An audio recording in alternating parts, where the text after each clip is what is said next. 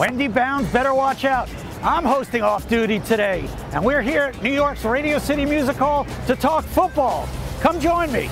That's the stage of New York's famous Radio City Music Hall, where 1 week from today, the 2012 NFL Draft will take place. I'm Evan Newmark. Join me and a panel of ace Wall Street Journal sports reporters for our preview of the 2012 NFL Draft. Coming up now. Gentlemen, welcome to Radio City Music Hall. A lot of excitement. Do you feel the excitement, though, even though we're a week away? Well, it's a little empty. I don't know how exciting that is at this point, but yes, we're closing it. Now, the purpose of the NFL Draft, as I understand it, is to kind of reinforce competitive parity amongst NFL teams. And so every year, the team that ends up last is the one that gets the first pick in the following year. Question, Darren, does the draft do what it's supposed to do? Exhibit A, the Detroit Lions, my hometown team. A few years ago, they went 0-16, as you might remember. It wasn't overnight, but now look at the Lions. They're one of the most exciting teams in the league. Calvin Johnson, big receiver on the outside. Matthew Stafford. Those were high picks that finally worked out after so many years of taking the wrong guy, taking Charles Rogers. So you think it does work? Absolutely. Kevin, if Andrew Luck goes as well as is widely expected to the Colts, can he turn that franchise around? Absolutely. One man? Absolutely, and the parity works better some years than in others. This was a very good year to be back. Andrew Luck was probably a franchise savior. The Colts, by virtue of being so horrible last year, get him, and he will turn him around in about 2 years. You know, it doesn't happen overnight, like Darren said. I think that in 2 or 3 years, I think they'll be competing for a playoff spot if all goes to plan. I think the Redskins, they traded up to the second pick to get Robert Griffin. I think they'll have the same sort of transformation, but maybe over 4 years span. So you guys, I get the sentiment here, Jeff. I want to hear a dissenting view. I get the sentiment that you are believers in the draft system that the NFL has created.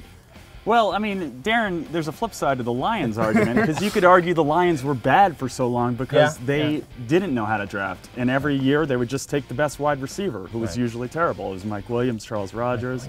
And then they finally cashed in with Calvin Johnson. I think after taking 19 wide receivers, they got a good one.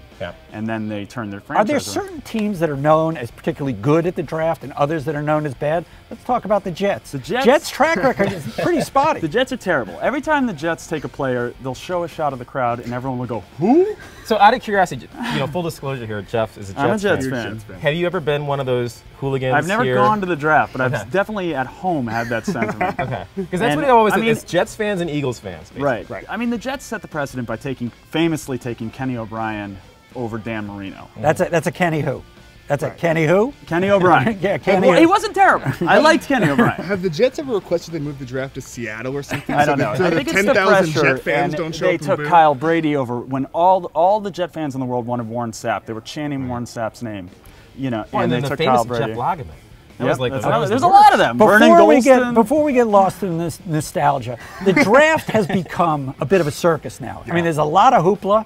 This place, the Radio City Music Hall, will be filled to the brim with lots of fans for 3 days. You know, the various hotels in New York will be filled with media, with agents, with the players. Has it become too much of a spectacle today? Or does it basically get, we give it what it deserves? You know what? I think that the first day with the prime time, that seemed like a natural sort of ascension, because before it was just you'd get up at like around, 11 a.m. or so. 11 a.m., yeah. We just go all day. The second day is kind of a weird deal because it's like, all the attention's on just who's going to go in the first round, especially this year with those first couple picks. Well, not the first couple picks, but then what's going to happen with Minnesota and Cleveland.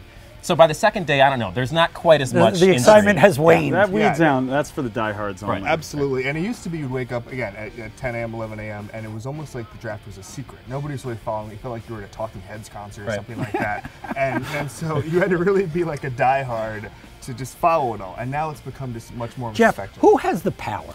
Who has the power? When you come to a draft, there's the NFL as an organization, there are the owners and the individual teams, then there are the players with their agents. When you walk around here, come next Thursday, who's going to be the ones who really feel like, you know what, I'm the one with the authority? Well, I think it's sort of different for each team. I mean, they always show that famous shot of the war room where it's a bunch of guys sitting around just with clipboards and bulletin boards and pointing things. But, I mean, I think each team's different. There's a decision maker for each team. And obviously, there's a talent factor here because some teams are just better at it than others. There was a famous incident a couple years ago where a team didn't get their pick in on time. And it was a huge blunder. Right. And so, you know, obviously that's an example. Let's talk about the situation, because the draft, it's hard to explain. I had some people in the office earlier today were trying to explain to me how it works. What if Andrew Luck doesn't want to go to the Colts? Now, my understanding is he does, but let's just say he didn't, as Eli Manning didn't want to go to the Chargers a few years ago. When that's the case, how does this get worked out? Is it a legal process? Is it just about the money? How does the NFL manage to work it out? Well, they work out a trade. I mean, obviously, it's not a situation this year. We all know what's going to happen with Andrew Luck and then with our Robert Griffin III going next to Washington. But, right, you saw what happened with Eli Manning. Obviously, years ago, there was Elway, who was supposed to go to the Colts, I believe. Yeah. And, yeah, teams will work it out because they realize that there's just too much value that would be wasted there if they try to bring in a guy who isn't going to sign. Let's talk about the money. What kind of money is Andrew Luck going to be looking at come, you know, a couple of days from now? And have the numbers already been agreed between them and the Colts? Well, it's a lot less than it was 2 years ago. Before the lockout last year, players could get whatever they wanted. So sometimes they were getting $40, $50 million. They were becoming some of the highest paid players before they even played a snap in the NFL. Now they kind of fixed that problem. You're looking at around, I think, $20 million for the first pick.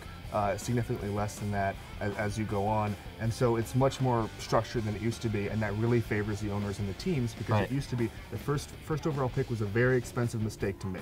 Kind of the Sam Bradford rule, because remember, players were kind of annoyed at like how much money he got coming out of Oklahoma, hadn't really proven anything, and you know he still might be a decent player eventually, but yeah, I mean, I think it's for the best, both for the teams and do the players. Franchises, Jeff, live and die by the draft? I mean, there are lots of teams that get by. I mean, lots of teams make bad draft or they make a draft choice that you never hear of again, and the team can still go on and march to the Super Bowl, and it doesn't make a difference. I mean, I think team building is very complicated. There are other ways to do it. You don't have to use the draft to build a good team, but you know, look at the famous pick of taking Tom Brady that late.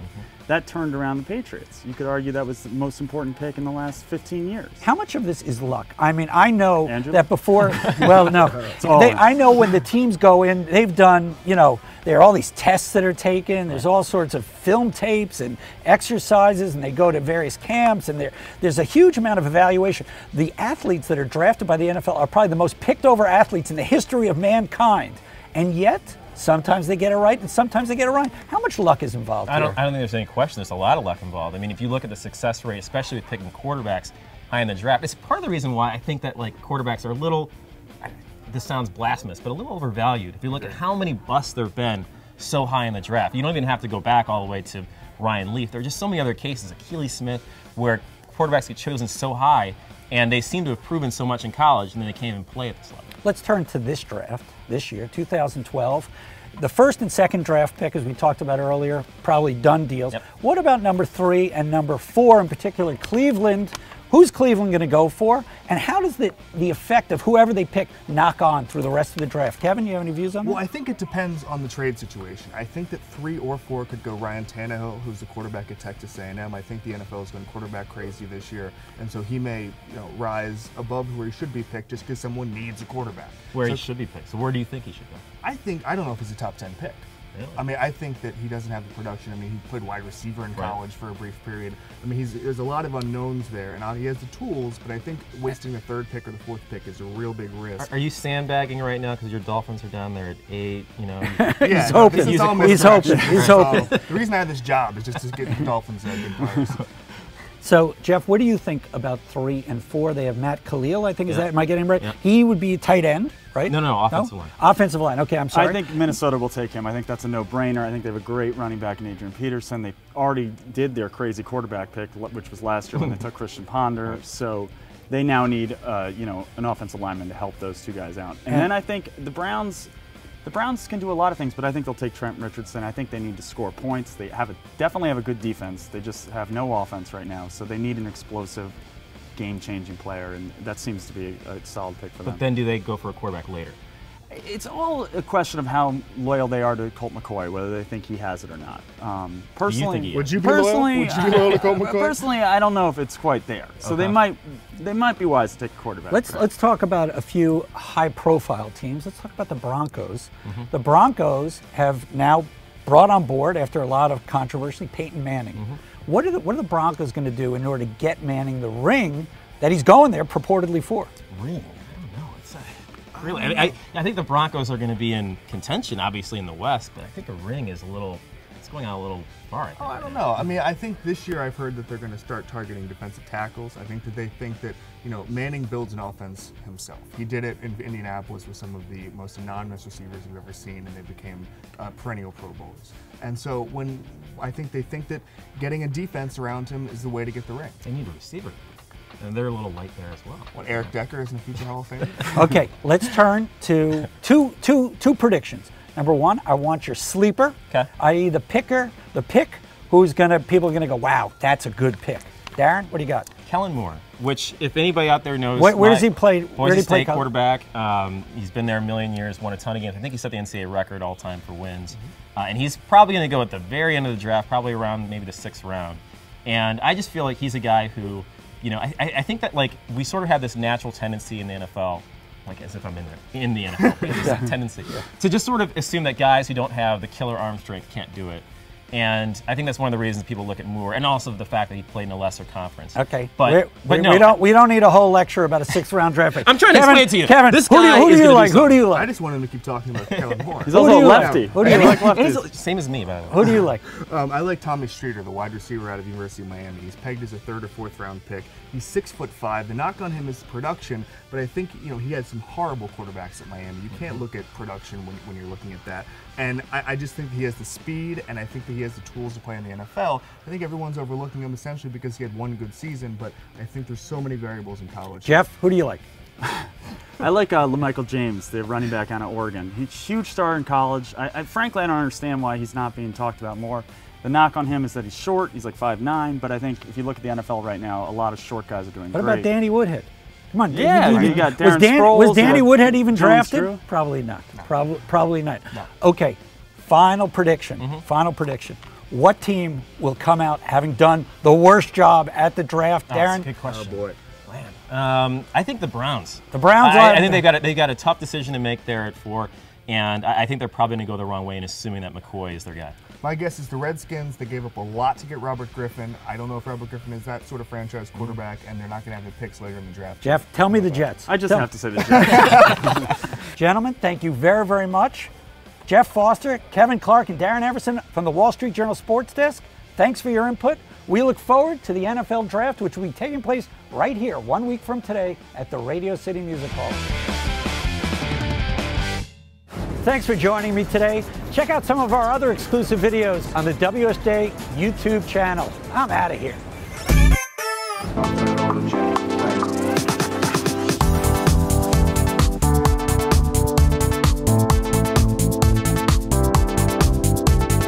We are at the opening breakfast for the Tribeca Film Festival, where we were able to catch up with Nancy Schaefer and Jeff Gilmore, the head of programming and the head of the festival, to hear what's new and exciting this year at Tribeca.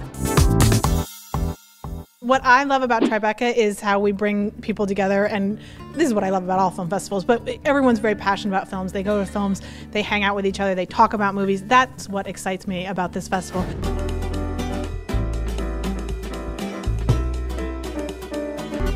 2012 is going to be a very feminine year for women's wear and a snug year for men's wear.